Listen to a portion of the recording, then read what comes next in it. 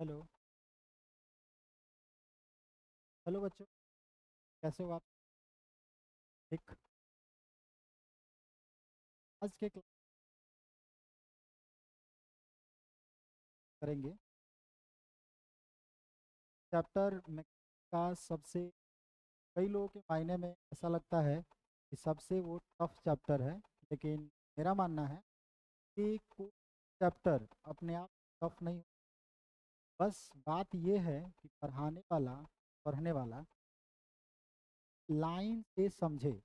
अगर लाइन से समझता है तो कोई दिक्कत नहीं आएगा। बस बात है कि सीक्वेंस होना चाहिए क्लास का, वही सीक्वेंसर भी मैं। और दूसरा, बच्चे सिस्टम में समझें, कहीं दिक्कत नहीं होगी। आज का जो चैप्टर है वो है रोटेशनल मोशन। कई लोग जानते हैं, लेकिन उसका पूरा नाम अगर एनसीईआरटी के अनुसार देखें तो है आपका system of particles and rotational motion. ये चैप्टर है आपका system of particle and rotational motion. तो इस चैप्टर को कई लोग ऐसा मानते हैं कि बहुत टिपिकल है, पर मेरा मानना है कि मैं जो सीक्वेंस में वीडियो बनाऊंगा या जो बताऊंगा, इसी सीक्वेंस में अगर आप पढ़ते हैं तो आपको कोई दिक्कत नहीं होगी। ठीक है। अब इस पार्टिकल में एक वर्ड है, ध्यान से देखिए, सिस्टम ऑफ पार्टिकल्स। मतलब हुआ, यहाँ पे हम लोग एक पार्टिकल की बात नहीं करेंगे, हम ऐसे ऑब्जेक्ट की बात करेंगे जिसमें बहुत सारे पार्टिकल हैं। मतलब कि यहाँ पे हम लोग कॉम्बिनेशन ऑफ पार्टिकल की बात करेंगे। मतलब हम एक ऐसे ऑब्जेक्ट को लेंगे जिसमें बहुत सारे पार्टिकल होंगे। ठीक है।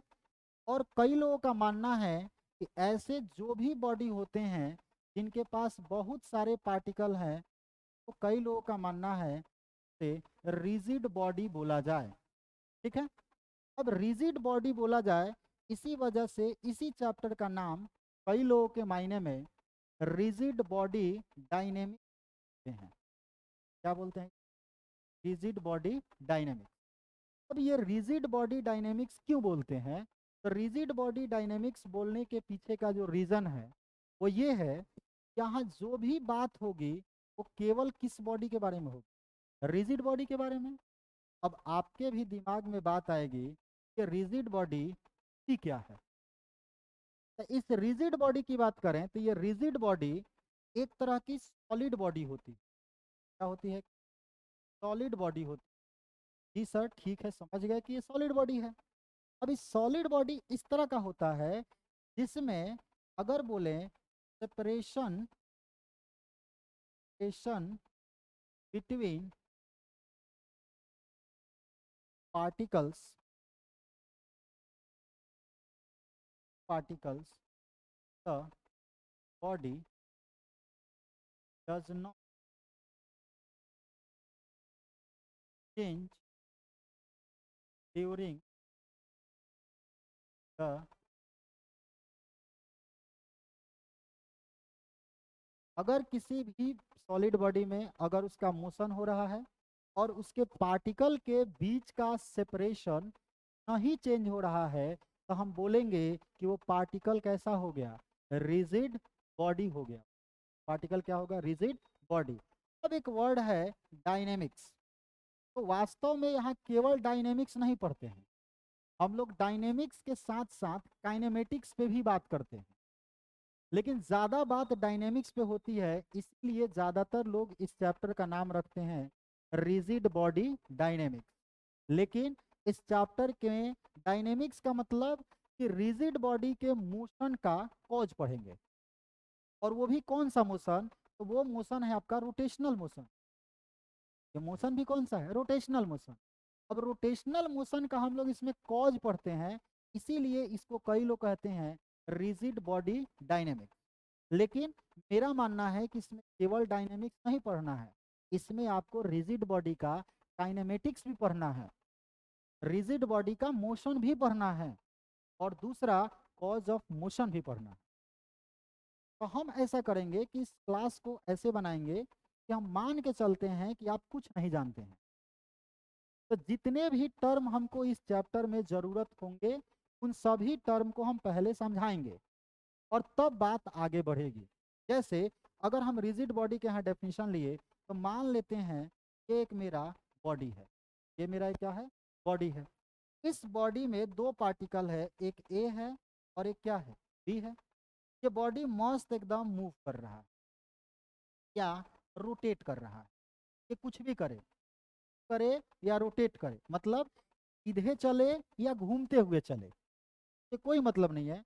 अगर इनके बीच का ये जो सेपरेशन है वो हर समय फिक्स रहे, जैसे कि मान लेते हैं यही बॉडी यहाँ आगे, अभी भी ए और बी के बीच का सेपरेशन वही रहे जो पहले था, या ये बॉडी रोटेट कर जाए, मान लेते हैं ये बॉडी क्या किया, रोटेट कर गया ऐसे, अभी भी पार्टिकल ए के बीच का कोई सेपरेशन चेंज ना हो, तो इसको हम लोग बोलते हैं रिजिड बॉडी। ठीक है, ये हो गया हमारा रिजिड बॉडी। अब क्या है कि रिजिड बॉडी के बाद में हम लोग इस चैप्टर में पढ़ना होता है कि जैसे अगर हम बात करें कि रिजिड बॉडी, क्या बात करें हम, रिजिड बॉडी। तो रिजिड बॉडी में हम लोगों को क्या करना होता है कि रिजिड बॉडी के मोशन के बारे में हम लोगों को क्या पढ़ना है, ऑफ रिजिड, मतलब हम जब भी रिजिड बॉडी कहें आप अपने दिमाग में फिक्स कीजिए कि हम किसी सॉलिड बॉडी की बात कर रहे हैं। अब सॉलिड बॉडी की हम बात कर रहे हैं मतलब कि इसमें फ्लूइड की बात नहीं होगी, इसमें गैस की बात नहीं होगी, जनरली इसमें सॉलिड बॉडी की बात होगी। अब एक सॉलिड बॉडी का मोशन कितने तरह का हो सकता है, अपने से दिमाग लगाइए। तो एक होगा सर कि मान लीजिए सॉलिड बॉडी है, एकदम ऐसे सीधे चले, ये मान लेते हैं सॉलिड बॉडी है, एकदम ऐसे मस्त सीधे चले। एक हो सकता है कि चले नहीं, यहीं पे ऐसे ऐसे घूमने लगे, आगे नहीं जाए, यहीं पे ऐसे ऐसे क्या करने लगे, घूमने लगे। और तीसरा हो सकता है आगे भी चले, ये भी, मतलब ऐसे ऐसे करके ये आगे भी चले और ऐसे ऐसे करके ये घूमे भी। तो यानी कि हमको समझ में आया जो रिजिड बॉडी का मोशन होगा वो तीन तरह का हो सकता है। तो इसमें पहला हम लोग बोले कि ट्रांसलेशनल, ट्रांसलेशनल, ठीक है, चलिए। दूसरा हम बोल रहे हैं ये है हमारा स्टेशनल,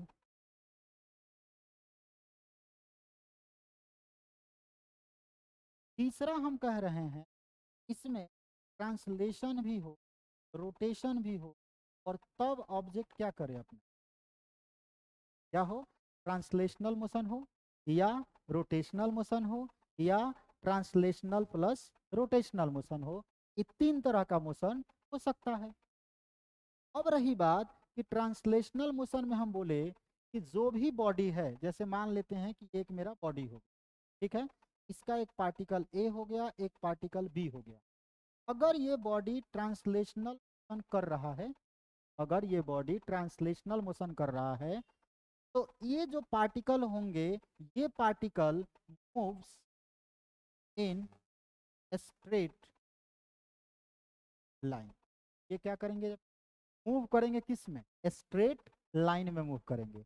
या कई लोग ऐसा कहते हैं कि इनके बीच का मिलाने वाला ये जो लाइन है, इनके बीच का मिलाने वाला जो लाइन है वो पूरे मोशन में, जैसे ये बॉडी यहाँ है तो लाइन यहाँ है, यहाँ आएगा तो यहाँ आ जाएगा, यहाँ आएगा तो यहाँ आ जाएगा, यहाँ आएगा तो यहाँ आ जाएगा, और ये सब लाइन एक दूसरे का हो जाएगा पैरेलल। मतलब कई लोग ऐसे कहते हैं कि if the line joining the two particle of a rigid body during motion moves parallel to each other is called translational motion। अब एक दूसरा बात हो गया क्या चीज, रोटेशनल मोशन। अब रोटेशनल मोशन में हम लोग क्या करते हैं, मान लेते हैं कि मेरा वही बॉडी है, ये मेरा वही बॉडी है, इस बॉडी का हमने क्या किया, एक पॉइंट फिक्स कर दिया, क्या कर दिया, हम फिक्स कर दिया, हमने कर दिया, ठीक है, इसको हमने कर दिया, ठीक है। जब हम इसको फिक्स कर देंगे तो फिक्स करने के बाद कराएंगे तो ये रोटेट कर जाएगा।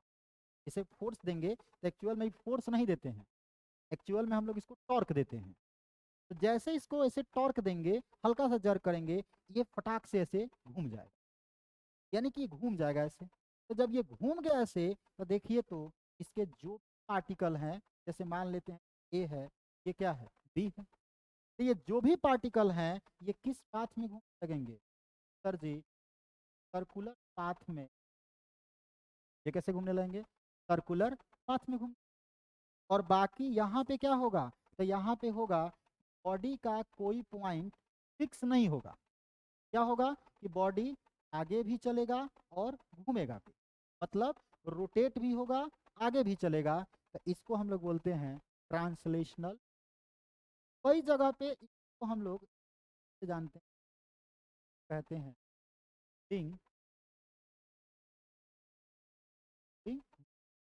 कई लोग इसको रोलिंग मोशन भी कहते हैं कि दोनों हो रहा है तो ये रोलिंग मोशन। ठीक है, तो कई लोग ऐसे समझते हैं। अगर हमको एक एग्जाम्पल के हेल्प से समझना हो, जैसे हम एक डेली लाइफ का कोई एग्जाम्पल है जहाँ तीनों तरह का मोशन दिख जाए, इसके लिए हम एक समझते हैं एग्जाम्पल। जैसे मान लेते हैं ये आपका एक कार है, आपका एक कार है, कार नहीं तो बस बन, बस बन, ठीक है।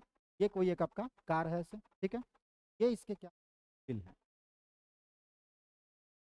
व्हील यहाँ पे बंधे हुए हैं, ठीक है। अच्छा, ये है, ठीक है। अब ये मान लेते हैं कि रोड पे ये कार मूव कर रही है, एकदम मस्त कार आगे चल रही है, ठीक है। अब हम देखें यहाँ पे तो मान लेते हैं कार पे पॉइंट ले लेते हैं, एक ए ले लेते हैं और एक वही बी ले लेते हैं।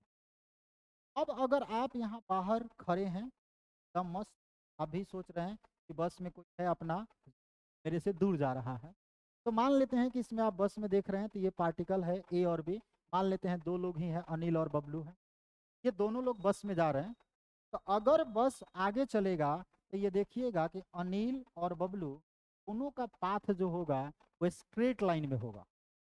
दोनों का पाथ क्या होगा, स्ट्रेट लाइन में। हालांकि अनिल बबलू लेने में रिजिड बॉडी नहीं हो पाएगा। मान लेते हैं कि बस के ऊपर कोई लेटर लिखा हुआ है ए और बी, मान लेते हैं अनिल बबलू रस है, अनिल बबलू बस है जा रहा है। अब ए और बी को आप देखिए एकदम स्ट्रेट लाइन में चल रहे हैं। तो अगर ए और बी को आप देखें तो आप कहे कि ए और बी ट्रांसलेशनल। उसी वक्त आपका ध्यान गया इसके विल पे, तब आपका ध्यान गया इसके विल पे। तो विल को देखे कि विल जो है रोटेट भी कर रहा है, आगे भी बढ़ रहा है। ये क्या हो रहा है, रोटेट भी हो रहा है, आगे भी बढ़ रहा है। तो आप कहे अच्छा ये दोनों हो रहा है, तो ये कौन सा रिंग मोशन। तब तक देखते देखते ही आगे एक बढ़िया सा गड्ढा आ गया, आगे एक बढ़िया सा गड्ढा आ गया और जाके बस उसी में फंस गई। अब क्या हुआ, जैसे फंसी तो आप देख रहे हैं जा, अब तो केवल व्हील रोटेट हो रहा है, आगे नहीं बढ़ रहा है। क्यों जी, क्योंकि अब लो जी गाड़ी फंस गई। अब केवल रोटेट कर रहा है, मतलब ये कौन सा मोशन, तो ये है आपका रोटेशनल। तो हमने प्रयास किया कि एक छोटे से एग्जाम्पल से आपको समझाएं, ठीक है। अब हम मान के चलते हैं कि आप बिल्कुल जी से समझ रहे हैं, ठीक है। तो वन बाय वन हम ट्रांसलेशनल मोशन जितना हमको ज़रूरत है अब उसको अभी समझा रहे हैं, समझ लिया जाए जल्दी जल्दी, और फिर तब हम लोग रोटेशनल मिशन डिटेल में बात करें, ठीक है। तो हम लोग पहला अपना काम शुरू करते हैं जिसका नाम है ट्रांसलेशनल। हेडिंग डालते हैं ट्रांसलेशनल, यहाँ हेडिंग क्या डाल दिया, ट्रांसलेशनल। अब ये जो ट्रांसलेशनल ये क्या है ध्यान से देखिए। तो अब ये ट्रांसलेशनल मोशन में आपको अभी समझाए थे कि मान लेते हैं कि कोई एक बॉडी है, बॉडी है, इसमें दो पॉइंट है, एक ए है और एक यहाँ बी है। ये बॉडी करते करते आगे आ गई और ये बॉडी इस पोजीशन, ठीक है। इसमें कोई रोटेशन नहीं है, एकदम ए जो है वो स्ट्रेट लाइन में, स्ट्रेट लाइन में। और यहाँ डैश कह दी, क्या कह दिए, बी डैश कह दी। तो ये किसका एग्जाम्पल हो गया, ये हो गया आपका सन इन स्ट्रेट लाइन, कहते हैं मोशन स्ट्रेट लाइन। हम मान लेते हैं कि ये काम हुआ t इजकल टू टी पे, t इजकल टू 0 पे ये काम हुआ, मतलब स्टार्ट है। और यहाँ पे आते आते t इजकल टू कितना, t हो, t इजकल टू कितना, t हो, ठीक है। अब t इजकल टू t हो, अब आगे यहाँ से चले अगर हम तो t इजकल टू 0 से इजकल टू t हो गया। यहाँ से आगे चले तो t इजकल टू 0 से t इजकल टू t पे ये बॉडी मूव, तो t इजकल टू 0 के हम नाम रख देते हैं, ये है आपका बॉडी का यल, ठीक है। और ये बॉडी का है आपका यल, ठीक है। अब देखिए जब बॉडी मूव किया तो इनिशियल पोजीशन, अब जब बॉडी मूव किया तो पहले यहाँ था अब यहाँ पहुँच, पहले यहाँ था अब यहाँ पहुँच, क्या इसका पोजीशन चेंज हुआ, तो हुआ, टाइम के अनुसार इसका पोजीशन चेंज हुआ। इसी से रिलेटेड एक टर्म आता था जिसका हम लोग नाम रखते थे डिस्प्लेसमेंट। क्या कहते थे हम, डिस्प्लेसमेंट से रिप्रेजेंट करते थे एस से। ये क्या है जी, तो इसको बोला जाता है इनिशियल और फाइनल पॉइंट के बीच का शॉर्टेस्ट डिस्टेंस है। क्या है आपका शॉर्टेस्ट डिस्टेंस। अब ये शॉर्टेस्ट डिस्टेंस है और इसको किससे रिप्रेजेंट करते हैं, एस से। तो यानी कि s is equal to formula होता था एक, final position minus initial position. तो यहाँ से हम लोग ये डिस्प्लेसमेंट निकाल लेते। अब रही बात कि डिस्प्लेसमेंट एक फिजिकल क्वांटिटी यानी कि एक वेक्टर है, तो इसका डायरेक्शन कैसे होगा, तो ये इनिशियल हो गया, ये फाइनल हो गया, इनिशियल से फाइनल ये जो वेक्टर है इसी डायरेक्शन, ठीक है। अब रही बात कि इसका एसआई यूनिट, हम समझते हैं कि अब कुछ नहीं, तो इसका एसआई यूनिट हो जाएगा क्या चीज़, इसका एसआई यूनिट क्या हो जाएगा, मीटर। और अगर बोलें अगर हम एस का डायमेंशन क्या हो जाएगा, तो ये हो जाएगा m0 L0, सॉरी m0 और यहाँ L1 हो, m0 L1 T0, ये इसका क्या डायमेंशन, ठीक है। तो हमने यहाँ समझा कि इसके साथ में एक क्वांटिटी जुड़ेगा, इसका नाम था लीनियर डिस्प्लेसमेंट, किससे दिखते थे, एस से, और ये इसका क्या हो गया फॉर्मूला हो, ठीक है। अब आप ध्यान से देखिए कि जब ये बॉडी मूव कर रहा है, ठीक है, इसने अपना पोजीशन चेंज किया, मतलब इसके पास डिस्प्लेसमेंट आया। जब इसके पास डिस्प्लेसमेंट आया, क्या इसके पास ये स्पीड का ही चल रहा है, और उस स्पीड के साथ में देखिए एक डायरेक्शन भी, स्पीड के साथ क्या है इसके पास डायरेक्शन भी है। तो जब स्पीड के साथ में डायरेक्शन है, इसका मतलब कि जब स्पीड प्लस डायरेक्शन मिलता है एक नई फिजिकल क्वांटिटी आती है, इसको हम लोग कहते हैं वेलोसिटी, कहते हैं वेलोसिटी। अब हम लोग बात करेंगे इसकी वेलोसिटी की, तो अब यहाँ से हमारी एक नई टर्म आएगी, तो वो हो जाएगा हमारी, ठीक। अभी वेलोसिटी, तो वेलोसिटी को बोले अगर किसी ऑब्जेक्ट के पास में स्पीड प्लस डायरेक्शन, तो देख लीजिए बॉडी यहाँ से यहाँ गया तो स्पीड तो होगा ही और डायरेक्शन तो होगा ही, ठीक है।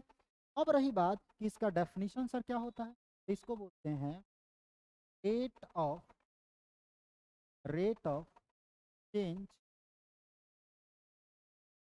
Displacement, rate of change in displacement is called velocity.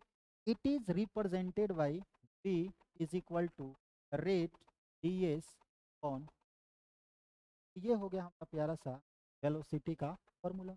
लेकिन यहाँ देखिए हम d लिखे हैं, मतलब क्या है डिस्प्लेसमेंट, ठीक है। यहाँ भी क्या लिखे हैं, ये है आपका स्मॉल, आपका small time, small displacement upon small time क्या हो जाएगा हमारा वेलोसिटी। तो इसी को हम लोग वेलोसिटी कह के इंस्टेंटेनियस वेलोसिटी कहते हैं। अब दिमाग में आएगा सर इंस्टेंटेनियस तो इसको कहेंगे, एवरेज किसको, एवरेज के लिए अगर कोई बोले average is equal to, formula हो जाता है डेल्टा एस डेल्टा टी, मतलब चेंज इन डिस्प्लेसमेंट, या इसी को कहते हैं टल डिस्प्ले अपॉन क्या हो जाता है टल total displacement upon total time. अगर यहाँ से हम इसके एसआई यूनिट की बात करें तो ये हो जाएगा मीटर पर, क्या हो जाएगा आपका, मीटर पर सेकेंड। अगर इसी में हम इसकी डायमेंशन की बात करें तो मान लेते हैं हम सर इसकी डायमेंशन, तो डायमेंशन ये क्या क्या हो जाएगा, यहाँ से डायमेंशन क्या हो जाएगा, डायमेंशन आपका एम एल 1 टी डायमेंशन।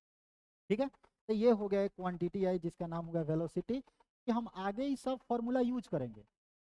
तो हम नहीं चाहते हैं कि आपको ऐसा कुछ भी यूज करें जो आपको नहीं बताए हैं, ये नहीं पता आपको पता है कि नहीं, तो हम चाहते हैं कि हम सारा चीज़ खुद बता के और तब आपको समझाएं, ताकि आपके दिमाग पे कोई लोड न पड़े।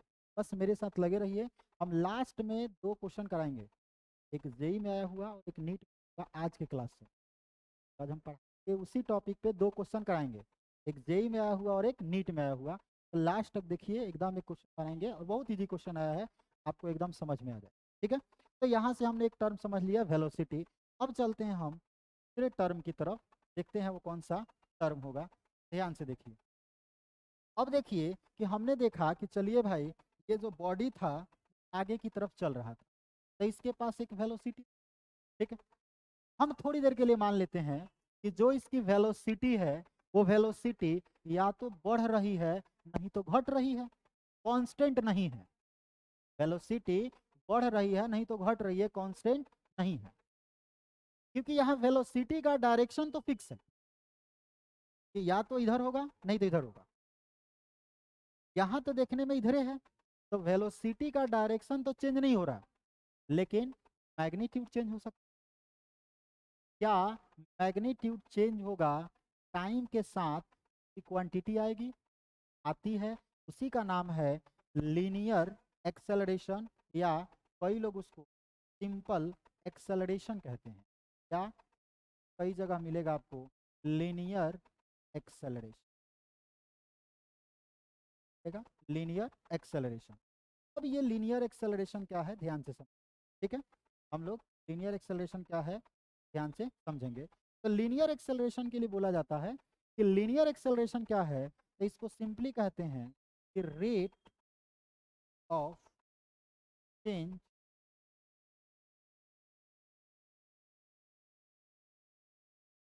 of change velocity is called linear acceleration. It is represented by a, formula हो जाता है dv on dt। फिर से यहाँ छोटा सा वेलोसिटी है, छोटी सी टाइम है, तो ये भी क्या हो जाएगा आपका इंस्टेंटेनियस, यानी a इंस्टेंटेनियस का फॉर्मूला हो गया dv अपॉन dt। लेकिन हमको चाहिए एवरेज, तो बताइए a average is equal to क्या हो जाएगा, delta v upon delta T. मतलब एक अगर हम बड़ा चेंज लें और बड़े टाइम इंटरवल से डिवाइड कर दें तो हमको नया फॉर्मूला मिल जाएगा, a average is equal to delta V upon delta T. ठीक है, अभी डेल्टा वी क्या है, तो डेल्टा वी होता है चेंज इन वेलोसिटी, और टाइम क्या है कि कितने टाइम में हुआ। तो हम मान लेते हैं इनिशियली ऑब्जेक्ट यहाँ था तो वेलोसिटी कितनी थी, u। फाइनली ऑब्जेक्ट यहाँ चला गया, इसकी वेलोसिटी कितनी v। तो बताइए कि चेंज कितना से हुआ, तो अगर इसी लिखें a average is equal to जाएगा v माइनस टाइम कितना लगा t माइनस 0, यानी नथिंग बट क्या चीज t।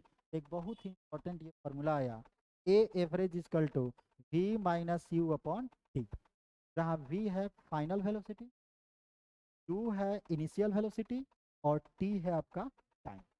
ठीक है, यहाँ तक में कोई दिक्कत नहीं, ठीक। अच्छा, अब कोई कहेगा कि चलिए सर इसका यूनिट बताइए, क्या हो जाएगा सर, पर सेकेंड वेलोसिटी का डिवाइडेड बाई सेकेंड क्या बन जाए सर, पर सेकेंड, इसका ऐसा यूनिट हो गया मीटर पर सेकेंड स्क्वायर।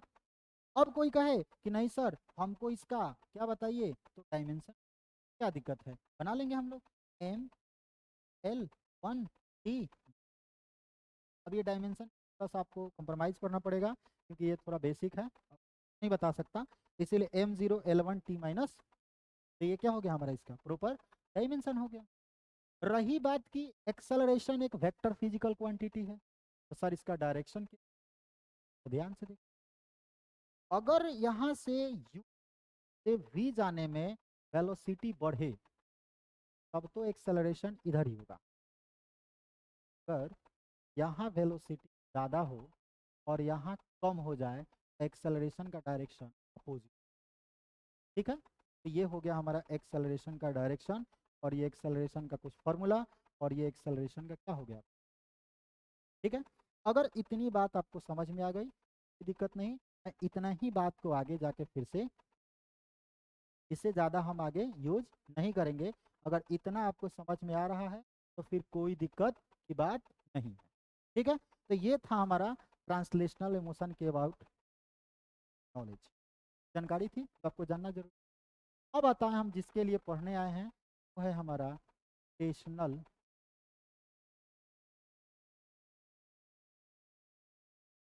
ठीक है, अब देखिए ध्यान से, अब ये रोटेशनल मोशन क्या है इसको ध्यान से समझना है। तो हम अभी बताए थे आपको कि रोटेशनल मोशन में हम आपको समझाए कि रोटेशनल मोशन में ऑब्जेक्ट क्या होगा, कि एक फिक्स पॉइंट के अबाउट रोटेट करेगा। अब कई जगह पे ऐसा बोला जाता है कि अगर सर फिक्स एक्सिस ना हो तो उसको क्या बोलेंगे, तो हाँ, रोटेशन एक्सिस फिक्स करके भी हो सकता है, बिना फिक्स का भी हो सकता है। जैसे इस पेन को यहाँ रख लें, इधर से क्लिक करें, इधर से हिट करें, ये गोल गोल घूमने लगेगा, कोई एक्सिस नहीं। इस मोशन को हम लोग कहते हैं स्पिनिंग मोशन। रोटेशन का ही पार्ट है लेकिन यहाँ बॉडी स्पिन कर रहा है। आपके सिलेबस में क्या है कि ऐसे बॉडी का रोटेशन पढ़ना है जो बॉडी का एक एंड क्या रहेगा, फिक्स रहेगा, और दूसरा एंड फ्री रहेगा रोटेट करने के लिए। ठीक है, तो हम एक ऐसा ही एग्जांपल लेते हैं, जैसे मान लेते हैं एक ये मेरा बॉडी है। ठीक है, ये एक मेरा क्या है, बॉडी है, इसका ये वाला एंड क्या है, फिक्स है। ठीक है, और आपने क्या किया, यहाँ से हल्का सा जर्क दिया और ये बॉडी मूव करना स्टार्ट कर। बॉडी क्या किया आपका, अच्छा होगा मैं करूँ तो ज़्यादा अच्छा। जैसे मान लेते हैं,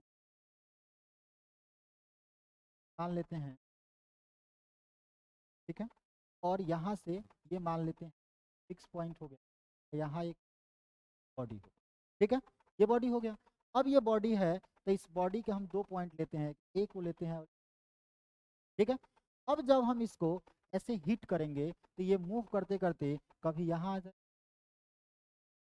फिर कभी यहाँ आ जाए, फिर ये कभी यहाँ आ जाए, और इस तरह से ये गोल गोल गोल गोल घूमते लगेगा। ठीक है, अगर हम इधर से हिट करेंगे तो ये गोल गोल घूमेगा। और ध्यान से देखिए, ए हो या बी हो, दोनों के दोनों किस पाथ में घूमेंगे, तो दोनों के दोनों आपके सर्कुलर पाथ में घूमेंगे। किसमें घूमेंगे, सर्कुलर पाथ में। यानी दोनों यहाँ से ये समझेंगे कि इसमें ये सर्कुलर पाथ, लेकिन इन दोनों का सर्कुलर पाथ जो है वो अलग अलग है। क्यों है, एक है फिक्स एक्सिस के नज़दीक और एक है फिक्स एक्सिस से, इसीलिए इसका पाथ होगा वो अलग अलग होगा। देखिए, इसका पाथ थोड़ा बड़ा होगा, इसका पाथ थोड़ा छोटा होगा। अगर सबसे एंड पे लेंगे तो इसका पाथ सबसे क्या, बड़ा। ठीक है, अब जब कोई ऑब्जेक्ट रोटेट करता है, किसी फिक्स एक्सिस के अबाउट घूमता है, तो उसमें भी कुछ फिजिकल क्वांटिटी है जिसको आपको समझना है। जैसे एंगुलर डिस्प्लेसमेंट, ये ठीक जैसे डिस्प्लेसमेंट था उसी तरह है, बस एंगल लगा है, तो डरना नहीं, अभी समझाएंगे एकदम समझ में आ जाएगा। तो यहाँ टर्म आएगा एंगुलर डिस्प्लेसमेंट, यहाँ आएगा एंगुलर वेलोसिटी, यहाँ आएगा एंगुलर एक्सेलरेशन। यानी कि यहाँ हमको तीन टर्म फिर समझना पड़ेगा। क्या चीज़, एंगुलर डिस्प्लेसमेंट, एंगुलर वेलोसिटी, फिर एंगुलर एक्सेलरेशन। तो शुरू करते हैं हम एंगुलर डिस्प्लेसमेंट। किससे शुरू करते हैं हम, एंगुलर डिस्प्लेसमेंट से। हम करते क्या है, इसी का एक छोटा सा पार्ट लेते हैं, बहुत बड़े पार्ट में आपको शायद समझने में दिक्कत होगी। तो मान लेते हैं कि ये छोटा सा एक पार्ट है। ठीक है, ये छोटा सा क्या है, पार्ट है, इसको मिटा देता हूँ, दिक्कत नहीं होगी।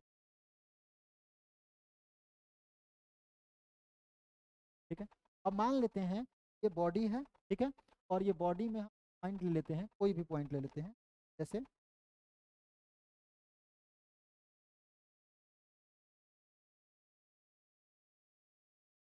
चलिए कोई बात नहीं, ठीक है। तो यहाँ से हम क्या करते हैं, ठीक है, यहाँ पे बॉडी को हम, और ये हमारा एक रिजिड, ठीक है, और ये रोटेट होके मान लेते हैं फिर बाद यहाँ पहुँच, ठीक है। ये है मान लेते हैं टी इक्वल टू जी का कंडीशन, यही है आपका टी का कंडीशन, ठीक है। एकदम पिछले क्लास में जो जैसे पिछला टॉपिक बताए थे उससे एकदम रिलेट करके बता रहे हैं, ठीक है, ध्यान से सुनिए। तो यहाँ से देखिएगा, तो टी इक्वल टू जीरो है, तो इसको हम बोल सकते हैं ये कौन सा कंडीशन है, तो ये है आपका इनिशियल, ये है आपका इनिशियल कंडीशन, कौन सा है आपका, ये है इनिशियल कंडीशन। और ये टी इक्वल टू टी हो गया, तो ये हो गया हमारा मान लेते हैं कौन सा, फाइनल कंडीशन, ठीक है। अब क्या है, ध्यान से देखिए कि मान लेते हैं कि एक पार्टिकल यहाँ है पी, और यहाँ से चल के ये कहाँ आ गया सी डैश पे। अब ध्यान से देखिए यहीं पे, अगर ध्यान से देखिए ये पार्टिकल यहाँ था, यहाँ पहुँच गया, कोई दूसरा पार्टिकल ले लेते हैं, मान लेते हैं ए, ये यहाँ है, यहाँ पहुँच, टी टाइम बाद देख रहे हैं कि जो पार्टिकल यहाँ था देर बाद यहाँ पहुँच, मतलब कुछ एंगल ट्रेवल किया, क्या ट्रेवल किया, एंगल, और ये जो एंगल ट्रेवल किया इसी को कहते हैं एंगुलर डिस्प्लेसमेंट। यानी कि यहाँ पे एक नया टर्म आया हमारा, एंगुलर डिस्प्लेसमेंट। एंगुलर डिस्प्लेसमेंट आया, इसको थीटा से रिप्रेजेंट करते हैं, इसको हम लोग करते हैं थीटा से रिप्रेजेंट, ठीक है। ये होता क्या है, तो ये होता है कि angle rotated, angle rotated bye, angle rotated bye ए पार्टिकल, एंगल रोटेटेड बाय ए पार्टिकल ड्यूरिंग रोटेशनल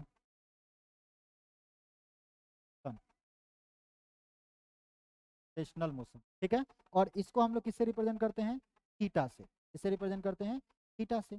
अब ये थीटा क्या होगा, तो ये थीटा होगा इनके बीच का ये एंगल, इनके बीच का ये क्या चीज, एंगल। तो अगर ये थीटा की बात करें तो इसका जो एसआई यूनिट होता है, एसआई यूनिट होता है आपका रेडियन, क्या होता है इसका एसआई यूनिट, कैसा यूनिट होता है, रेडियन, ठीक है।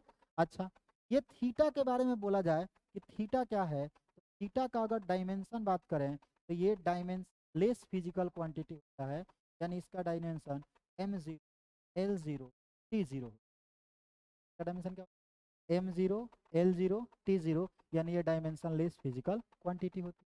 लेकिन ध्यान से देखिए वर्ड लगा है डिस्प्लेसमेंट, मतलब कि ये वेक्टर है, ये क्या है, वेक्टर है। अब आप भी जानते हैं कि वेक्टर है तो दो चीज होगा, एक तो होगा जो मैग्नीट्यूड होगा, और दूसरा होगा वो होगा इसका डायरेक्शन। तो चलिए मैग्नीट्यूड तो हम देख लिए कि जितना एंगल रोटेट करेगा वो इसका मैग्नीट्यूड हो जाएगा। अब जितना एंगल ही रोटेट करेगा वो इसका मैग्नीट्यूड हो गया, तो इसका डायरेक्शन किधर होगा, तो इसके डायरेक्शन की बात करें तो इसका डायरेक्शन निकालने के लिए अगर आप चाहते हैं इसका हम डायरेक्शन फाइंड, तो इस डायरेक्शन के लिए दो तरह के रूल बताए जाते हैं। एक तो बताए जाते हैं स्क्रू रूल, एक बताया जाता है क्या चीज, स्क्रू रूल। एक बताए जाते हैं आपके राइट हैंड थंब रूल, क्योंकि बेस्ट है, आपने कई बार पढ़ा होगा। तो राइट हैंड थंब रूल, यानी इसके डायरेक्शन के लिए हम लोग यूज करेंगे राइट हैंड थंब। अब ये रूल क्या कहता है, तो ये रूल कहता है कि पार्टिकल जिधर रोटेट हो रहा है, तो हर राइट हैंड के फोर फिंगर को, यानी चार जो ये फिंगर है इसको रोटेट कीजिए, और जो थंब होगा वो आपको डायरेक्शन दे देगा किसका, एंगुलर डिस्प्लेसमेंट का। जैसे मान लेते हैं पार्टिकल था, बॉडी था ऐसे, और ऐसे रोटेट हुआ, ऐसे मोड़ दिए, मोड़े तो थंब कहाँ आ रहा है, बाहर, कहाँ आ रहा है, बाहर, यानी कि इस प्लेन से कहाँ, बाहर। इसका मतलब हुआ कि राइट हैंड थंब रूल से जो इसका डायरेक्शन हमको मिला, हमको इसका डायरेक्शन मिला, किधर मिला, आउटवर्ड, बोर्ड से कहाँ, बाहर। तो बोर्ड से जो बाहर वेक्टर होता है, उसके लिए हम फिजिक्स में एक यूनिट यूज करते हैं, वो बोलते हैं हम प्लस के कैप। क्या यूज करते हैं हम उसको? प्लस के कैप। ठीक है, यानी इसका डायरेक्शन क्या हो जाएगा? प्लस। ठीक है, ये रहा आपका एक नया टर्म जिसके बारे में हम लोग समझे, एंगुलर डिस्प्लेसमेंट। ठीक है, चलिए अब चलते हैं दूसरे, ध्यान से देखिए दूसरा टर्म। दूसरे टर्म में ध्यान से देखिए यहाँ पे, तो यहाँ से बताइए, ये जो बॉडी है वो रोटेट कर रहा है। ये बॉडी क्या कर रहा है आपका? ये बॉडी आपका रोटेट कर रहा है। तो जब ये बॉडी आपका रोटेट कर रहा है, बताइए के पास कोई स्पीड नहीं होगा कि नहीं होगा? और स्पीड है और इसी डायरेक्शन में रोटेट कर रहा है, के पास भी डायरेक्शन, यानी कि बस कोई ऐसा चीज है घुमा रहा है। तो घुमाने के लिए कॉज की बात करें तब तो टॉर्क होता है, लेकिन घूमने के कारण इसके पास एक क्वांटिटी आती है, ऐसे घूम रहा है, मतलब स्पीड भी है, डायरेक्शन भी है। तो ना जानते हैं हम लोग एंगुलर वेलोसिटी। नया टर्म आएगा, एंगुलर वेलोसिटी। ठीक है, अब ये एंगुलर वेलोसिटी क्या है, ध्यान से क्या है ये एंगुलर वेलोसिटी क्या है, इसको ध्यान से समझेंगे। तो अब ये एंगुलर वेलोसिटी की बात करें तो ये क्या है जी? इसको बोला जाता है कि rate of change angular displacement is called angular velocity.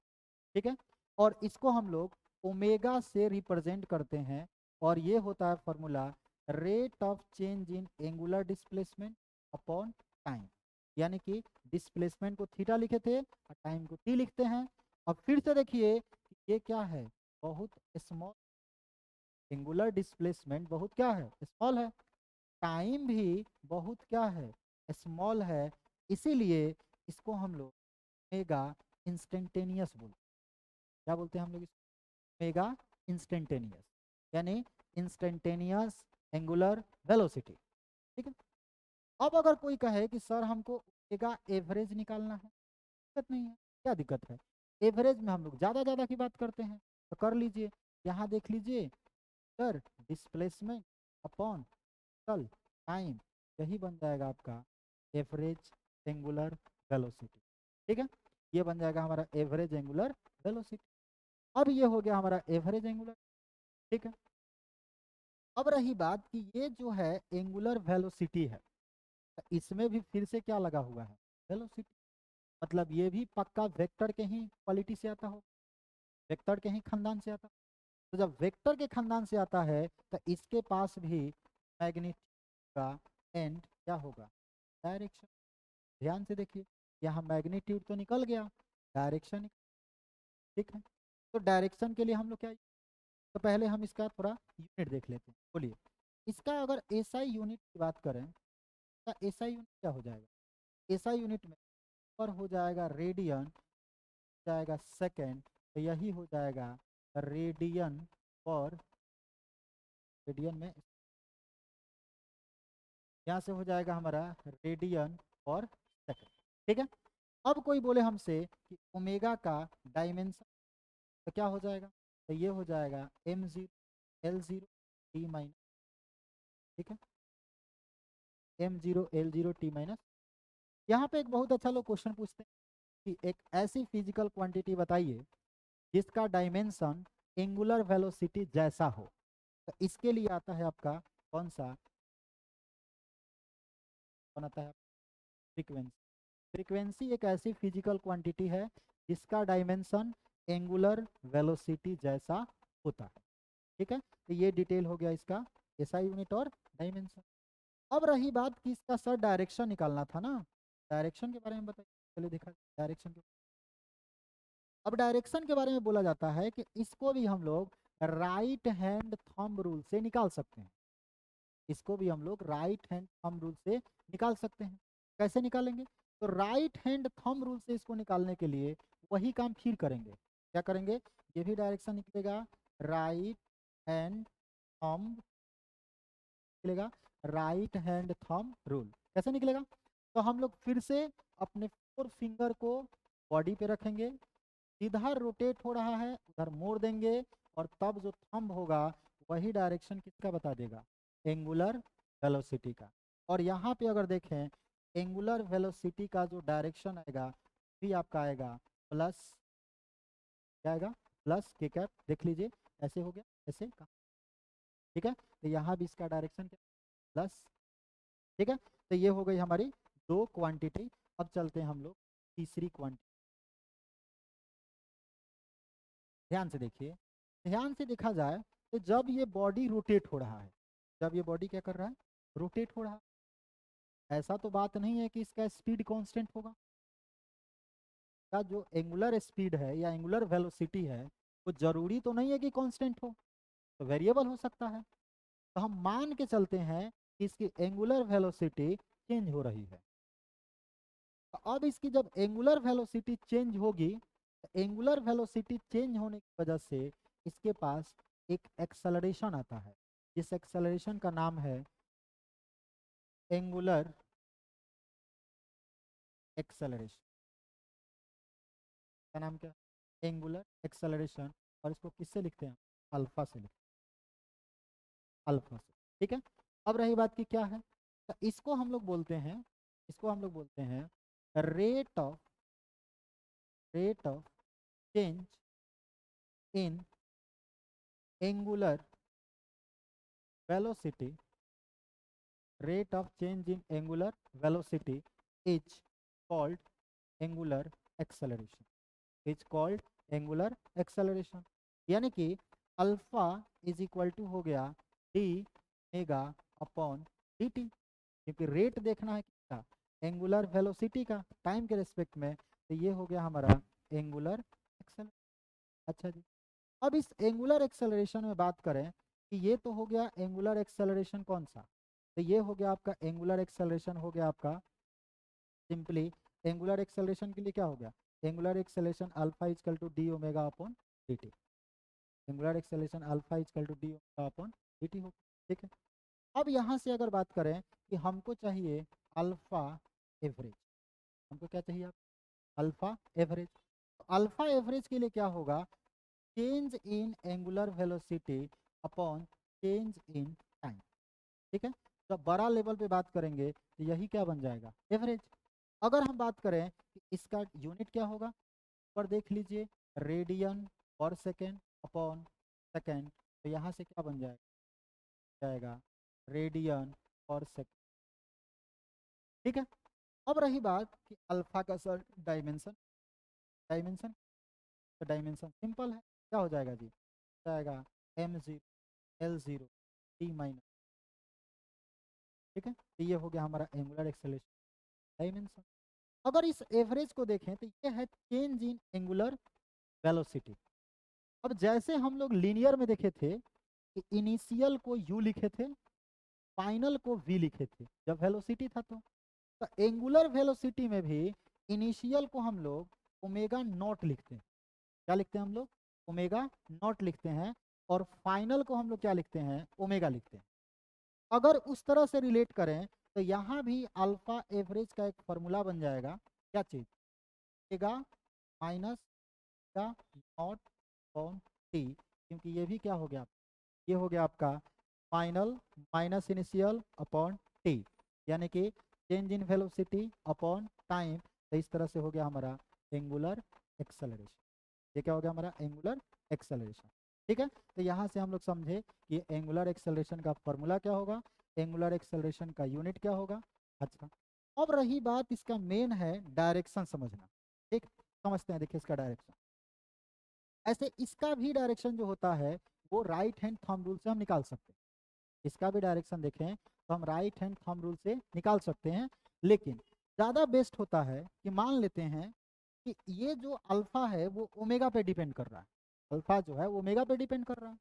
तो बोला जाता है अगर ओमेगा जो है वो इंक्रीज कर रहा है, क्या क्या कर रहा है, इंक्रीज कर रहा है, alpha will be in same direction of, अगर ओमेगा इंक्रीज कर रहा है तो अल्फा का वही डायरेक्शन होगा तो किसका होगा, ओमेगा का होगा। और इसी का उल्टा हो जाता है वाइस, मतलब क्या हुआ, वाइस वर्सा का मतलब हुआ कि अगर हम बोलें कि हमारा ओमेगा जो है वो डिक्रीज कर रहा है, अल्फा जो होगा वो होगा अपोजिट टू, ये क्या होगा आपका, अपोजिट टू ओमेगा। तो ये हुआ इसका डायरेक्शन समझने का तरीका। ठीक है, तो यहाँ तक हम लोग समझ। अब थोड़ा सा हम लोग इस पर डिटेल बात करें। अगर यहाँ पे थोड़ा सा हम डिटेल करें और ध्यान से समझेंगे, टर्म है समझना जरूरी है, आगे हम उस पर बात करें। ध्यान से देख, ध्यान से अगर देखें तो यहाँ से देखिए कि ये जो बॉडी है वो रोटेट कर रहा है, ये बॉडी क्या कर रहा है, रोटेट कर रहा है। अब यहाँ पे दो पार्टिकल है, एक पार्टिकल क्या है, ए है, एक पार्टिकल हमारा ए है और एक पार्टिकल हमारा, ठीक है। अगर दोनों पार्टिकल की देखें तो इसका जो एंगुलर डिस्प्लेसमेंट है और इसका जो एंगुलर डिस्प्लेसमेंट है वो दोनों का सेम है। देख लीजिए, जितना ए रोटेट हुआ उतना ही बी रोटेट, दोनों का रोटेशन जो है वो सेम है। मतलब एक बात याद रखेंगे, एंगुलर डिस्प्लेसमेंट थीटा जो होता है सेम होता है और all particle on A rotating, एक रोटेटिंग बॉडी के सभी पार्टिकल का एंगुलर डिस्प्लेसमेंट क्या होता है, सेम होता है। अच्छा, मेरी बात।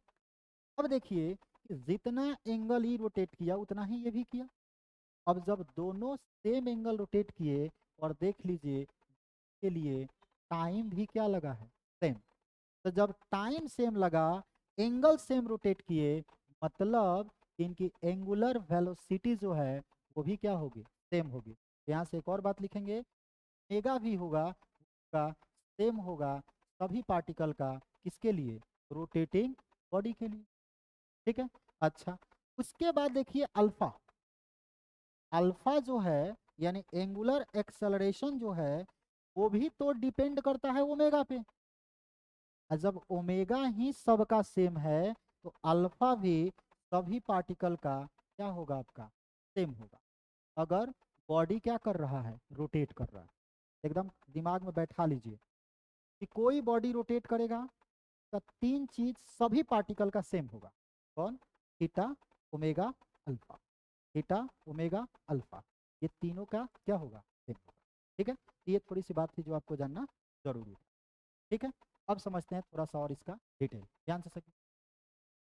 अब मैं क्या करता हूँ कि इस पार्ट इस पॉइंट को मैं थोड़ा एलोबरेट करता हूँ, ये जो बनाया हूँ इसी को थोड़ा सा एलोबरेट करके इधर बनाता हूँ। ध्यान से देखिए, अगर मैं इधर बनाऊँ इसी को, ध्यान से देखिए, इसी को अगर इधर बनाऊँ, थोड़ा पतला बनाता हूँ ताकि समझ में आए। ये था हमारा ये पॉइंट, ठीक है, और ये हमारा, ठीक है, ऐसे था, ठीक है, वही है, इसको उठा के लाए। ये एंगल कितना, थीटा है। और यहाँ पे हम एक पार्टिकल पर स्टडी करते हैं कि पी पे, और ये पी डैश चला। ध्यान से देखिए, ये जो जब रोटेट कर रहा है तो वो पी दो तरह का मोशन कर रहा है। ये कितने तरह का मोशन, दो तरह का। एक जो है वो एंगुलर मोशन कर रहा है और एक देखिए लाइन पे भी चल रहा है। मतलब इस पी को देखें, रोटेले के लिए पास एक लीनियर डिस्प्लेसमेंट भी है और एक इसके पास एंगुलर डिस्प्लेसमेंट। मतलब कि रोटेटिंग बॉडी में एक ही बॉडी के पास, एक ही पॉइंट के पास, सॉरी, एक ही पॉइंट के पास लीनियर डिस्प्लेसमेंट भी है और एंगुलर डिस्प्लेसमेंट भी है, यानी दोनों आ गया। तो जब दोनों आ गया इसका मतलब हुआ कि एस भी है और थीटा भी है। अगर यहाँ पे कोई पार्टिकल होता तो ध्यान से देखिए, यही समझना है हमें, इस पार्टिकल का देखें, इसका जो लीनियर डिस्प्लेसमेंट है वो इससे क्या है, कम है। इसका लीनियर डिस्प्लेसमेंट कम है, क्यों है जी, ये ध्यान से देखिए, ये है आपका फिक्स एक्सिस, यहाँ से इसका डिस्टेंस और इसका डिस्टेंस सेम नहीं है। देख लीजिए, जिसका डिस्टेंस ज़्यादा का एस ज़्यादा, जिसका डिस्टेंस कम का एस कम, जबकि सबका थीटा क्या है, सेम है। सबका थीटा क्या है, सेम है। ठीक है, तो क्या इसमें कोई रिलेशन है, क्या हम इसमें कोई रिलेशन बना सकते हैं, एकदम बना सकते हैं। तो वही हम हेडिंग डालते हैं, यहाँ लिखते हैं relation between S and theta, relation between S and theta. S और थीटा में हम लोग क्या देखना है, रिलेशन देखना है। एस और थीटा में अगर रिलेशन देखें, ध्यान से देखिए, तो हम पी की बात कर रहे हैं, तो पी पार्टिकल का ये जो आर्क लेंथ है, वो आर्क लेंथ किसके बराबर होगा। अगर हम बात करें उस आर्क लेंथ की, तो हम लोग आर्क लेंथ का एक फॉर्मूला पढ़े हैं, क्या पढ़े हैं, तो आर्क लेंथ का हम लोग एक फॉर्मूला पढ़े हैं कि रेडियस इनटू एंगल। तो हम मान लेते हैं कि फिक्स एक्सिस से ये कितने डिस्टेंस पे है, आर डिस्टेंस पे, और जब ये आर डिस्टेंस पे है और यहाँ से एंगल कितना चला है, थीटा, तो एस यानी कि आर्क लेंथ को क्या लिखेंगे, S, S is equal to होगा आर थीटा। यही है इनका रिलेशन, यही इनका क्या है, रिलेशन।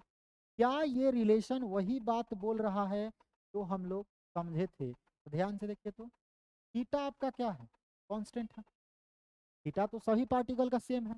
इसका मतलब हुआ कि जो एस है वो डायरेक्टली प्रोपोर्शनल हो गया किसके, यानी कि जो एस है वो टोटली किसके डायरेक्टली प्रोपोर्शनल, आर के। मतलब आर बढ़ाएंगे एस बढ़ेगा, आर घटाएंगे एस घटेगा। वही ये फोटो भी कह रहा था। देखिए, इसका पोजीशन कम है तो इसका एस क्या है, कम, इसका ज़्यादा है तो इसका एस क्या है, ठीक है। यानी कि ये जो एस और आर का गेम है वो समझ में आ गया, एस और आर का कैसा रिश्ता, सीधा रिश्ता, समझ में आया, ठीक। तो ये एक रिलेशन हम लोग, ठीक है। अच्छा, अब चलते हैं हम लोग, अब दूसरे बात पे बात करते हैं, ध्यान से देखिए। दूसरे बात पे अगर बात करें तो यहाँ से देखिए कि जब ये पार्टिकल इस लाइन पे चल रहा है, जब चल रहा है तो उसके पास वेलोसिटी भी होगी। तो हम मानते हैं, इसको थोड़ा और बड़ा बनाते हैं, ज़्यादा अच्छा से को हटाते हैं,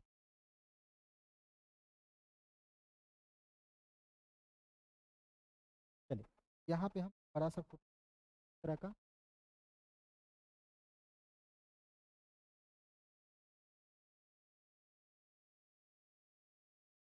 ठीक है,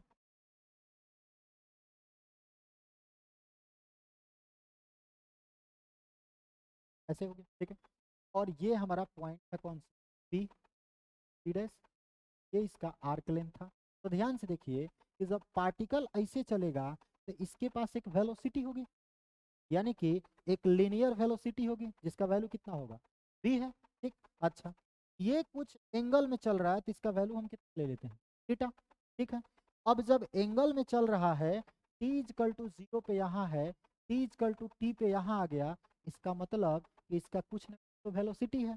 तो जब ये ऐसे चल रहा है तो मान लेते हैं कि ऐसे चलेगा, तो इसमें एक रिलेशन आया है S is equal to R theta. अभी समझे, ठीक है। अब जब ये चल रहा है तो हम बोल रहे हैं कि इसके पास दो वेलोसिटी होगी, एक एंगुलर, एक लीनियर, क्योंकि लीनियर की वजह से एक लाइन पे चल रहा है, एंगुलर की वजह से एंगल में घूम रहा है। क्या के बीच कोई रिलेशन है, तो है, कैसे निकालेंगे, तो उसका रिलेशन निकालने के लिए सिंपल है, यहाँ हम लिखते हैं रिलेशन बिटवीन पी एंड, ठीक है, यहाँ क्या देखते हैं, पी और ओमेगा का रिलेशन। बताइए, अगर मैं ऊपर वाला इक्वेशन को टाइम के रेस्पेक्ट में डिफ्रेंशिएट कर दूं तो क्या आएगा, देखिए, तो आ जाएगा आपका, टाइम के रेस्पेक्ट में करेंगे, आ जाएगा D S upon D T is equal to are D theta upon क्या हो जाएगा, डी टी। और हम अभी पढ़ाए थे आपको D S upon D T को क्या कहते हैं, डी, और आर कांस्टेंट था इसीलिए बाहर आ गया, और D theta upon D T को हम कहते हैं ओमेगा। तो यहाँ से एक रिलेशन आ गया, B is equal to R omega. क्या ये सही है, ध्यान से देखा जाए, बोलिए। अगर कोई पार्टिकल यहाँ है ऐसे घूमेगा, यहाँ है ऐसे घूमेगा, बताइए कौन तेज घूमेगा, क्योंकि ओमेगा तो सबका सेम है, ये जो ओमेगा है ये क्या है आपका, कांस्टेंट है, क्या क्या है, कांस्टेंट। तो जब सबका ओमेगा कांस्टेंट है तो जो सबसे एंड में होगा वो तेज घूमेगा, जो उससे नजदीक होगा स्लो घूमेगा, इससे भी नजदीक होगा और स्लो। क्या ये इक्वेशन यही बात बोल रहा है, एकदम बोल रहा है, v is equal to R omega. यहाँ से भी हम कहें तो v डायरेक्टली प्रोपोर्शनल, ठीक है। यानी जैसे जैसे आप एक्सिस से दूर जाइएगा वैसे वैसे आपका वेलोसिटी क्या, ठीक है। अच्छा, अब रही बात, ध्यान से देखिए कि v जो है वो अपने आप में एक वेक्टर है, r जो है वो भी एक पोजीशन वेक्टर है, ओमेगा भी अपने आप में एक वेक्टर है। तो जब ये तीन वेक्टर आ गए तो वेक्टर का रिलेशन हमेशा क्रॉस प्रोडक्ट से आता है, बिना क्रॉस प्रोडक्ट का वेक्टर का रिलेशन नहीं आएगा। तो क्रॉस प्रोडक्ट से आएगा तो यानी यहाँ से क्या लिख सकते हैं, तो हम लोग लिख सकते हैं कि v vector is equal to क्या हो जाएगा, v हो जाएगा आपका, ये होता है ओमेगा वेक्टर क्रॉस, ठीक है। ये क्या होता है, v का रिलेशन होता है v vector is equal to omega vector cross r vector. इसीलिए पूछता है कि रट्टा रट्टा ये लगाया था लड़का आर ओमेगा, और पूछता है तो वही होता है ओमेगा क्रॉस, ठीक है। कैसे लगाएंगे, ओमेगा पे हाथ रख के किधर घुमाएंगे, आर की तरफ, हम किसका डायरेक्शन बता देगा, टी का, ठीक है। तो ये हो गया आपका मैग्नीट्यूड, ये हो गया मैग्नीट्यूड, यानी magnitude is equal to V is equal to क्या हो गया, वी इजकल टू क्या हो गया आपका, तो वी इजकल टू हो गया आपका, इजकल टू हो गया आपका, ठीक है। अच्छा, इसको आप लोग डेली लाइफ में भी यूज करते हैं, कैसे करते हैं जी बताइए। तो अगर मान लेते हैं ये कोई नाला है, ठीक है, ये कोई ये क्या है, नाला है। आप प्लान किए कि हमको इस नाला को फांद जाना है, ठीक है, आपको इसको कूदना है, इस साइड जाना है। तो बताइए साइड आपको लेके कौन जाएगा, वी, लेके कौन जाएगा, वी, आपको वी वेलोसिटी आगे ले जाएगा। अगर आपको ओमेगा मिल गया तो वो एंगल में घुमा देगा।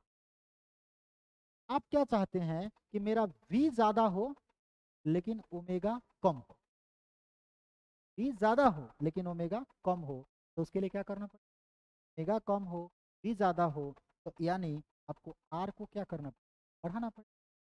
इसीलिए आप कूदते समय हाथ पैर सब फैला देते हैं ताकि आपका आर बढ़ जाए, वी ज़्यादा मिले, आप कूद जाए। अगर ऐसा नहीं किए तो फिर इसी में आप, ठीक है। ये पार्ट अगर देखा जाए तो बंदर वगैरह खूब यूज करता है। देखिएगा जब बंदर को एक डाल से दूसरे डाल कूदना हो तो वो जानता है एंगुलर वेलोसिटी मिला तो चले जाएंगे नीचे, इसीलिए वो कूदते समय हाथ पैर पूंछ सब फैला देता है और तब कूदता है तो डायरेक्ट कहाँ चला जाता है, ठीक है। तो ये था हमारा रिलेशन जो कि आपको दिमाग में, ठीक है। चलिए अब आते हैं और बात पे, ध्यान से देखिए और भी क्या है, ध्यान से देखिए। और इसमें अगर हम टर्म देखें तो हम लोग देख रहे हैं कि चलिए भाई यहाँ से यहाँ ऑब्जेक्ट जा रहा है, तो हम बताए हैं आपको कि वी और आर वी ओमेगा ये सब क्या हो रहा है आपका, चेंज हो रहा है। तो जब सब चेंज हो रहा है, वी भी चेंज हो रहा है, ओमेगा भी चेंज हो रहा है, इसका मतलब कि यहाँ एक्सेलरेशन, तो क्या एक्सेलरेशन में भी कोई रिलेशन है, तो चलिए उसको बात को समझ। तो एक्सेलरेशन में अगर रिलेशन की बात समझें क्या होगा, ध्यान से देखिए। तो अगर हम बोले यहाँ से पार्टिकल यहाँ जा रहा है तो हमारे पास एक रिलेशन है v is equal to omega, ठीक है।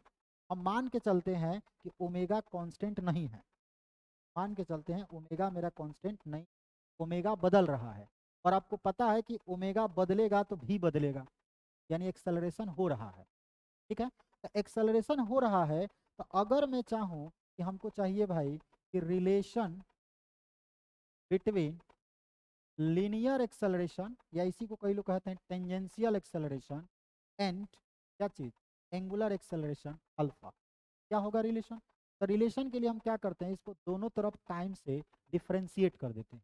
तो क्या हो जाएगा देखिए, तो d v upon D T is equal to R D omega d t. अब d v upon D T को हम पहले ही समझा चुके हैं, ए बोलते हैं, बस वही यहाँ टेंजेंशियल हो जाता है।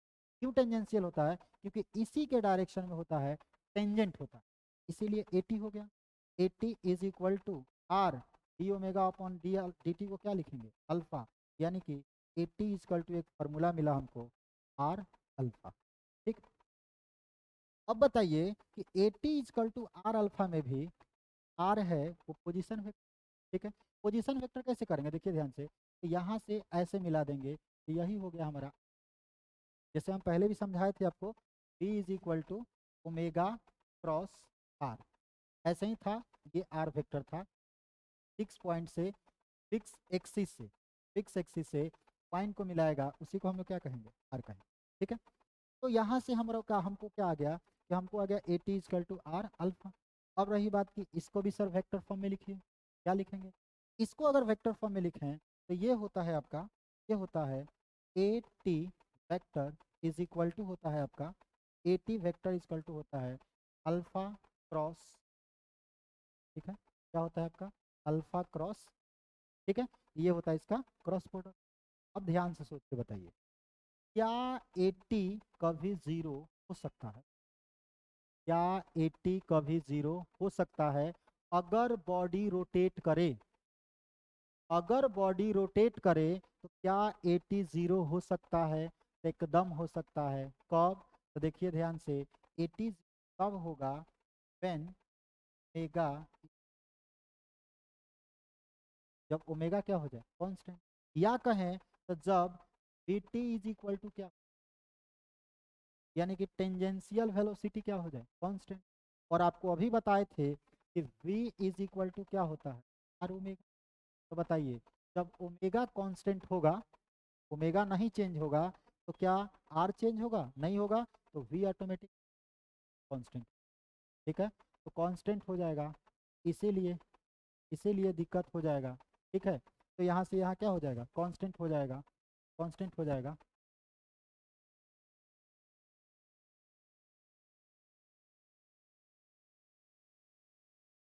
ठीक है, तो यहाँ से v इजकल टू क्या हो जाएगा, आर ओमेगा हो जाएगा। ठीक है, तो यहाँ से A T is equal to zero हो गया, ओमेगा इजकल टू कॉन्स्टेंट हो गया, ये तब हो सकता। अब रही बात कि ओमेगा जब मान लेते हैं आपका कांस्टेंट नहीं होता, टाइम का दिक्कत है, मेरा अपना बोर्ड नहीं है इसलिए दिक्कत हो रहा है। चलिए देख, तो यहाँ पे यहाँ से हम लोग ये देखें, अगर मान लेते हैं कि हमारा ओमेगा जो है, मान लेते हैं कि हमारा कांस्टेंट हो जाए, क्या हमारा क्या हो जाए, कांस्टेंट हो जाए, तो जब ओमेगा कांस्टेंट होगा तो अल्फा इजकल टू जीरो हो जाएगा। ठीक है, और इसकी वजह से ए टी इजकल टू भी कितना, अब ओमेगा कांस्टेंट होगा तो v is equal to R omega, यानी कि v जो होगा वो क्या हो जाएगा, कांस्टेंट। लेकिन ध्यान से देखिए, जब ये गोल गोल घूमेगा तो v का मैग्नीट्यूड कांस्टेंट हुआ है, लेकिन इसका डायरेक्शन जो होगा हमेशा चेंज होगा, इसका डायरेक्शन हमेशा चेंज होगा। तो जब इसका डायरेक्शन चेंज होगा तो इसकी वजह से एक एक्सेलरेशन आता है, इस एक्सेलरेशन को हम लोग कहते हैं क्या चीज़, तो उसको बोलते हैं हम लोग सेंट्रीपिटल एक्सेलरेशन, क्या बोलते हैं, सेंट्रीपिटल एक्सेलरेशन, क्या लिखते हैं, एसी लिखते हैं, सेंट्रीपिटल एक्सेलरेशन यानी उसको क्या लिखते हैं हम लोग, एसी लिखते हैं। तो ये हो गया सेंट्रीपिटल, ये कितना होता है जी, ए सी इक्वल टू, बस आपको ये रट लेना, बी स्क्वायर अपॉन क्या होता है। ठीक है, ये बार बार यूज होगा। अब क्या है कि सेंट्रीपिटल है, यानी टुवार्ड्स द सेंटर होता है, टुवार्ड्स द कहाँ होता है, सेंटर। और टेंजेंशियल देखिए, या तो ऊपर होगा और नहीं तो नीचे होगा, क्योंकि उल्टा भी हो सकता है, जब क्या कम हो, ओमेगा कम हो, तो ये दोनों उल्टा भी होगा, तब भी दोनों के बीच का एंगल कितना होगा, तो हमेशा आपका कितना रहेगा 90। और जब हमेशा एंगल 90 रहेगा तो उसका नेट कैसे निकालेंगे, तो अगर इसका हमको नेट निकालना हो, नेट एक्सेलरेशन, तो net acceleration A net is equal to कितना हो जाएगा, ध्यान से देखिए, अगर देखें हम ए, अगर हम देखें यहाँ पे ए नेट इज इक्वल टू, ये हो जाएगा अंडर ए सी का स्क्वायर प्लस ए टी का, ठीक है, ये हो जाता है हमारा नेट एक्सल। ठीक है, ये फॉर्मूला होगा। ठीक, चलिए इस पे ही हम एक छोटा सा न्यूमेरिकल करते हैं, देखते हैं समझ में आता है कि। ठीक है, चलिए हम मान लेते हैं कि वही ऑब्जेक्ट रोटेट कर रहा था, वही ऑब्जेक्ट क्या कर रहा था, रोटेट कर रहा था, और उसी रोटेशन के लिए जो एंगुलर डिस्प्लेसमेंट है वो दिया हुआ है। जैसे मान लेते हैं कि angular displacement of particle in rotational, in rotational, rotational, in rotational motion, angular displacement in rotational motion in terms of time is given as theta is equal to c square plus 1। क्या हो गया, ये हो गया हमारा radian पर, sorry ये radian पर सेकेंड हो जाएगा हमारा क्या, रेडियन। ठीक है, ये क्या हो जाएगा, रेडियन। ठीक है, रेडियन। ठीक है, अब हमको बोला गया फाइंड कीजिए, पहला आप ओमेगा निकालिए। ठीक है, दूसरा आप वी निकालिए, तीसरा आप अल्फा निकालिए, चौथा आप निकालिए ए टी, पांचवा आप निकालिए ए सी, छठा आप निकालिए ए कब at T is equal to 2 second when radius आपको दिया हुआ है, आर मतलब कितना दूर है ऑब्जेक्ट, तो उसको दिया गया है। चलिए इसको ध्यान से देखो, हमको निकालना है ओमेगा। बताइए ओमेगा का फॉर्मूला हम लोग क्या पढ़े थे, D theta upon D T, मतलब थीटा को टाइम के रेस्पेक्ट में डिफ्रेंशिएट करना है। कर दीजिए, कितना हो जाएगा देखिए, डी इधर क्या हो जाएगा, डी हो जाएगा T square plus one upon क्या हो जाएगा डी टी। अब इसको करेंगे क्या इजकल टू क्या हो जाएगा, डी हो जाएगा, क्या डिफ्रेंशिएट करेंगे जाएगा टी, क्या हो जाएगा 4t। लेकिन कब निकालना है, तो ये तब निकालना है व्हेन t इजकल टू कितना हो, when t is equal to 2 second. तो t का वैल्यू रख दी, तो t का वैल्यू रखेंगे तो कितना हो जाएगा 8 रेडियन पर। ठीक है, तो यहाँ से हम लोग एक चीज़ निकाल लिए, क्या निकाल लिए जी, एक चीज़ हम लोग को निकल गया ओमेगा कितना आ गया 8 का, कितना आ गया 8 रेडियन पर। ठीक है, अच्छा अब हमसे बोला गया है वी बताइए, तो बताइए वी इजकल टू फॉर्मूला क्या होता है, ये होता है आपका आर ओमेगा। बोलिए आर का वैल्यू कितना दिया गया है 1, ओमेगा कितना 8, तो कितना हो गया 8 मीटर पर सेकंड। ठीक है, तो यहाँ से कितना हो जाएगा, ये वैल्यू कितना, तो ये हो गया हमारा, ये हो गया हमारा, यहाँ से देखें तो ये हो गया आपका 8 मीटर पर। ठीक है, अब क्या बोला जा रहा है अल्फा, क्या बोला जा रहा है आपका अल्फा। ठीक है, तो अल्फा निकालने के लिए कुछ नहीं करना है, क्या करना है, हम बताए थे कि अल्फा के लिए आपको कुछ नहीं करना है। अल्फा के लिए क्या है कि जो ओमेगा आएगा उसको एक बार और डिफ्रेंशिएट कर देना। तो ये ओमेगा डिफ्रेंशिएट करने से कितना आया था, तो ये आया था आपका 4t, ये आया था। अगर हमको अल्फा चाहिए क्या करेंगे, D omega upon D T, ये हो जाएगा डी क्या का मतलब 4t अपॉन क्या D T is equal to कितना हो जाएगा, ये क्या हो जाएगा रेडियन पर सेकेंड पर। क्यों हो गया जी, क्योंकि इसमें टाइम का टर्म है ही नहीं, टाइम रहता तो पुट करते, टाइम नहीं है यानी कि नहीं पुट करेंगे। ठीक, अच्छा अब दूसरा आपसे बोला गया कि 80 बताइए, यानी कि ये वैल्यू कितना, ये वैल्यू आया आपका, ये आपका कितना आया अल्फा, यहाँ से कितना अल्फा हमारा आ गया कितना जी, अल्फा हमारा आ गया रेडियन पर सेकेंड। ठीक, अब हमको चाहिए 80, बताइए 80 का अभी हम फॉर्मूला बताए थे क्या चीज़, आर अल्फा। बताइए आर कितना है, आर है आपका 1, अल्फा कितना है, कितना हो जाएगा 4 मीटर पर 4 मीटर पर सेकेंड, ये हो जाएगा। ठीक है, यहाँ से आ गया 4 मीटर पर, ठीक है, यहाँ से आ जाएगा 4 मीटर पर सेकेंड, ये भी निकल गया। अब आपको चाहिए क्या चीज़ एसी, ध्यान से समझिए, एसी को ठीक से समझना है, एसी निकालना है, ध्यान से देखिए। अभी हम आपको एसी का एक फॉर्मूला बताए थे, ध्यान से देखिए, हम बताए थे कि इसको रट लीजिए, a c is equal to v square upon क्या चीज़। ठीक है, तो वी स्क्वायर कब, जब टी इजकल टू 2 सेकेंड, तो टी इजकल टू 2 पे वी कितना है 8, इसका स्क्वायर कर दीजिए 8 स्क्वायर अपॉन कितना हो जाएगा 60/1 मीटर पर सेकेंड। ठीक है, ये कितना हो गया 64 मीटर पर सेकेंड। ठीक, अच्छा तो यहाँ पे आ गया ये कितना, ये आ गया हमारा 64 मीटर पर सेकेंड। ठीक, अब बोला गया हमसे ए नेट निकालिए, चलिए इसको भी निकाल लिया जाए। ध्यान सुनिए, ए नेट का अभी आपको फॉर्मूला बताया, ए नेट इज इक्वल टू क्या हो जाएगा, अगर ए नेट का फॉर्मूला हम निकालें तो a net is equal to value हो जाएगा आपका, a net is equal to root under क्या चीज़ ए सी का स्क्वायर प्लस ए टी का स्क्वायर, तो कितना हो जाएगा रूट अंडर ए सी कितना हो जाएगा, देखिए ध्यान से, ए सी का वैल्यू यानी हो गया यहाँ पे 64 का क्या चीज़ स्क्वायर प्लस 80 कितना है जी 84 का स्क्वायर, यहाँ से कैलकुलेट कर लेंगे 64 का स्क्वायर कितना होगा 60, चल जाएगा यहाँ से कैलकुलेट हो जाएगा। ठीक है, यहाँ से 64 स्क्वायर कर लेंगे, ऐड कर देंगे, वही क्या हो जाएगा यहाँ वैल्यू आ जाएगा। चलिए कर लेते हैं, कर ही देते हैं। 64, 64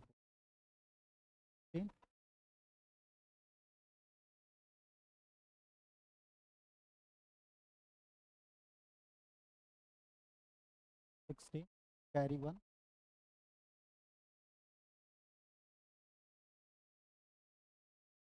36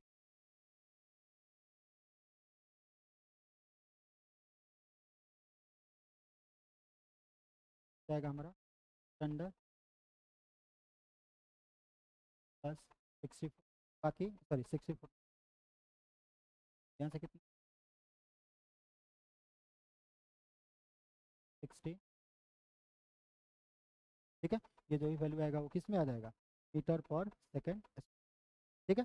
तो यहाँ से हम लोग देखा कि एक छोटा सा क्वेश्चन जो से आ सकता है, ठीक है। तो इस तरह से हो जाएगा, ठीक है।